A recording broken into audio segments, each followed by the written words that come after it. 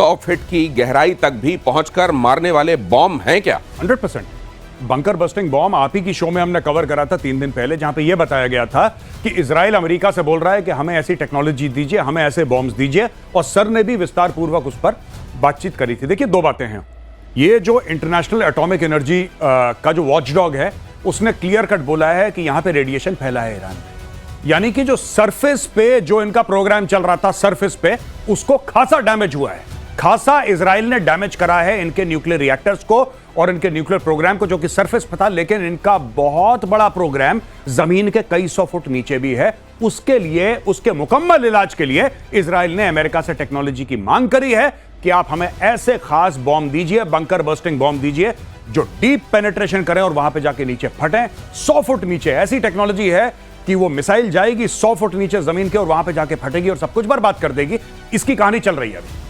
Bomb पहले drill करेगा, drill करने के बाद अंदर जाकर फटेगा। अगली खबर देखिए, युद्ध में ईरान को बहुत बड़ा झटका, 3 बड़े खुफिया अधिकारियों की मौत। IRGC के खुफिया चीफ और उनके डेप्यूटी की मौत। खुफिया ऑफिसर मोहसिन वागेरी भी मारे गए। ये इतने बड़े बड़े कमांडर्स को मार डालना, लेकिन जो मेन है वो तो खामेनेई माना जा रहा है। देखिए, जो ये कमांडर्स हैं, एयर डिफेंस चीफ को मार दिया, इंटेलिजेंस चीफ को मार दिया, IRGC के चीफ को मार दिया। तो 3 उनके मेन इंस्ट्रूमेंट्स ऑफ पावर हैं, वो चले गए। न्यूक्लियर साइंटिस्ट को मार दिया। और ये बंकर बता रहे थे, गौरव ने याद दिला दिया, GBU 57 है बॉम्ब जो जाके नीचे तक मार सकता है। उसकी 2 स्टेज की है। GBU 57 अमेरिकन बॉम्ब है, उसे मैसिव ऑर्डिनेंस पेनिट्रेशन बोलते हैं, MOP। तो वो जाएगा, पहले पेनिट्रेट करेगा, फिर बस्ट करेगा। तो मोआब इसी को कहते हैं, Moab, mother of all bombs. वो अलग है। अच्छा, ये सर बात कर रहे हैं पेनिट्रेशन वाला। अच्छा, अलग है, वो अलग है। वो अलग है। ओके। दोनों अलग अलग हैं। ओके। उसका काम, इसका काम है कि पेनिट्रेट। वो वाली जो माताजी कहलाती हैं बमों की, वो सीधे जाके फट जाती हैं। ये वाली माताजी पहले ड्रिल करती हैं और फिर फटती हैं। उस माताजी का ये है कि इतना ज्यादा टेम्परेचर बढ़ा देंगी आप जहां गिरेंगी, क्योंकि जाने का रास्ता तो हो गई। राइट। माताजी अंदर 3000 डिग्री का टेम्परेचर दे देंगी, फिर उसके बाद आप करिए। तो संभालिएगा ऐसी माताजी से। और इजरायली प्रधानमंत्री नेतन्याहू का बहुत बड़ा दावा, ट्रंप को मारना चाहता है ईरान। नेतन्याहू ने कहा, एटमी प्रोग्राम के लिए ट्रंप को मारता है खतरा। ईरान की नजर में ट्रंप सबसे बड़े दुश्मन। नेतन्याहू ने खुद को ट्रंप का जूनियर पार्टनर बताया। कहा कि लिस्ट में नाम तो मेरा भी है, लेकिन सबसे ऊपर ट्रंप लिखे हुए हैं भाई उनके पास जो लिस्ट है। बिल्कुल नहीं, बिल्कुल ठीक है। और इसमें एक और बात मैं बता दूं आपको कि इसके ऊपर देखिए ट्रंप का क्या कहना है इसके ऊपर। ट्रंप साहब, आपको बीच में रोक रहा हूं। मुझको लगता है ये दुनिया को कम, अमेरिका को ज्यादा बताया कि भाई नाम तेरा ऊपर है, तू देख ले नाम इन्वॉल्वमेंट कितनी रखनी है और क्या करना है आगे। अब मैं बिल्कुल दिनेश आपसे अग्री करता हूं। बिल्कुल सही बात, आपने बहुत बढ़िया बात बोली। अब इसमें क्या है कि ट्रंप कहता है कि मैंने नेतन्याहू का हाथ पकड़ लिया, नेतन्याहू तो इसको ठोकने के चक्कर में था, खमेनेई को, मैंने इसको मना कर दिया। वहां पे नेतन्याहू कहता है कि मैं इसको छोड़ूंगा नहीं, खमेनेई को। Everything is on the table, we will get him. अब इसमें चक्कर क्या हो रहा है, देखिए मुझे लग रहा है कि ट्रंप ना फिर से वही बात कर रहा है जो ट्रंप ने पहले करी थी। ऑपरेशन राइजिंग लायन के पहले ट्रंप क्या कह रहा था कि चलो ओमान में बैठते हैं स्टीव विटकॉफ के साथ और हम लोग बातचीत करते हैं। देखो, तुम भी अच्छे बच्चे, हम भी अच्छे बच्चे, लड़ाई कोई नहीं करेगा, धक्का मुक्की कोई नहीं करेगा, सब लोग आओ बैठो, बातचीत करते हैं। चलो बातचीत करते हैं। संडे को टॉक्स होने वाली थी, संडे को, बीता संडे टॉक्स होने वाली थी। फ्राइडे की रात को ये करते करते अटैक कर दिया, पूरी उसकी मिलिट्री लीडरशिप उड़ा दी, एयर डिफेंस उड़ा दिया उसका। आज की तारीख में आपको पता है इजराइल क्या बोल रहा है? इजराइल ये बोल रहा है कि we have complete air superiority over Iran. उनका स्टेटमेंट आया, वी हैव कंप्लीट। और सर बताएंगे what is the meaning of complete air superiority. क्या है दिनेश? कंप्लीट एयर सुपीरियरिटी का एक दृश्य भी आया था। वो उस एयर स्पेस में रिफ्यूलिंग कर रहे हैं, एयर टू एयर रिफ्यूलिंग कर रहे हैं। ये मामला बड़ी शांतिपूर्ण जगह होता है, वो आराम से कर रहे हैं, जैसे कोई खतरा ही नहीं है। अब बताइए, ऐसे माहौल में आपकी एयर स्पेस गई हाथ से, आर्मी काम नहीं कर सकती क्योंकि there is a difference of 1000 kilometres. अब आपका मिसाइल्स बच गई हैं। मिसाइल्स में अगर आपका वो नहीं जाता, जिसको आप लेके पौवा पौवा कुछ लोग कहते थे पहले, तो वो है नहीं, क्योंकि वो तो मार दिया। अब ये जो बता रहे थे उसमें मुझे एक चीज और याद आई, जो गौरव ने बताया कि ऊपर उन्होंने पूरा साफ कर दिया। ऊपर सारा उनका वेंटिलेशन सिस्टम होता है, सारा उनका सर्वाइवल सिस्टम ऊपर होता है। जो पहाड़ के ऊपर था वो तो गया, तो नीचे सर्वाइवल सिस्टम है नहीं। फिर आपने एक मदर ऑफ बॉम्ब्स की बात याद दिलाई थी, माता जी की, तो वो भी लग जाएंगी। तो अब बचा क्या? तो बचा ये क्या कह रहे हैं कि बचा है, और इजराइल कह रहा है बचा नहीं है। तो ये बचा कितना है? ऊपर रोशनदान खिड़की दरवाजे ऊपर से जो खुलते थे वो सारे बंद हैं, और फिर वो मदर ऑफ ऑल बॉम्ब तो इंतजार कर ही रही है। अगली खबर देखिए, ईरान से लोगों के भागने का वीडियो सामने आया। इजरायली हमलों से डरकर भाग रहे हैं लोग। तेहरान में सबसे ज्यादा लोग घर छोड़कर भाग रहे हैं। तेहरान में दहशत से तेज हुआ पलायन। तेहरान में सबसे ज्यादा इजरायली हमले, और अब तेहरान को यह कह भी दिया इजराइल ने कि तेहरान वालों सावधान रहो। वो इसलिए भी क्योंकि इजराइल में जो नागरिक ठिकाने हैं उनको निशाना बनाया जा रहा है। तो ये कहा गया है कि सेम टू यू तो करेंगे हम। नहीं, इन्होंने फारसी में ट्वीट करा है। हाँ। और इन्होंने इजराइल की सरकार ने जो नागरिक है वहां के ईरान के, उनको एड्रेस करा है कि देखिए हम दयावान लोग हैं, हम दयावान है, बड़े दिल वाले हैं। हाँ। हम आपको पहले बता रहे हैं कि आप निकल लो। हाँ। मलबा बनने वाला है तेहरान। हाँ। ठीक है, तो आप लोग पहले निकल लो। और फिर अपनी तारीफ करते हुए इजराइल ये कहता है कि देखो ऐसा कहां होता है दुनिया में। हाँ। जो 3 दिन पहले कोई बता दे कि मलबा होने वाला है। हाँ। पहले से बताकर आपको निकलने का टाइम देकर, अगर आप उसमें देखेंगे वो विजुअल्स इस समय बड़े राउंड कर रहे हैं जी। तो एक तरफ डिवाइडर के इस तरफ लाइनें लगी हुई हैं। उधर से आने वाली 1-2 कारें हैं जो तेहरान के अंदर एंट्री ले रही हैं। अगली खबर देखिए, खमेनाई पर अटैक करना इजराइल के लिए मुश्किल।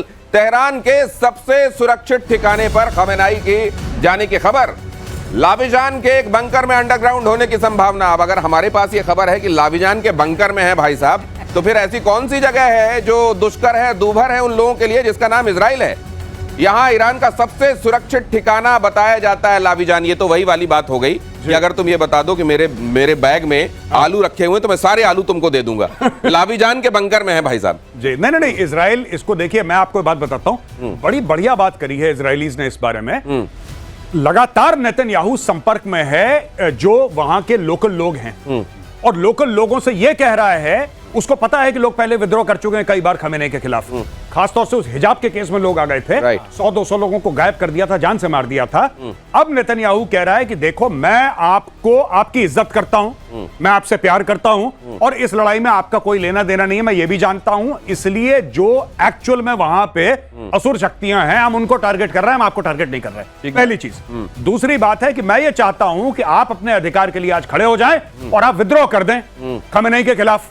तो ये भी एक बात चल रही है कि विद्रोह कर दो, इसको निकालो, इसको ये किसी बंकर में छुपाओ। एक बार लोग गुस्सा हो गए ना, एक बार लोग पीछे पड़ गए, तो लोग वो कर सकते हैं जो मदर ऑफ ऑल बॉम्ब्स नहीं कर सकता। सही बात। फिर भीड़ अगर उसमें पगला गई भीड़, तो वो इसको निपटा देगी। और यही कह रहा है नेतन्याहू कि तुम लोग उठ जाओ और बगावत कर दो इसके खिलाफ। और इसी में अगली खबर देखिए कि चलती कारों में धमाके से दहला ईरान।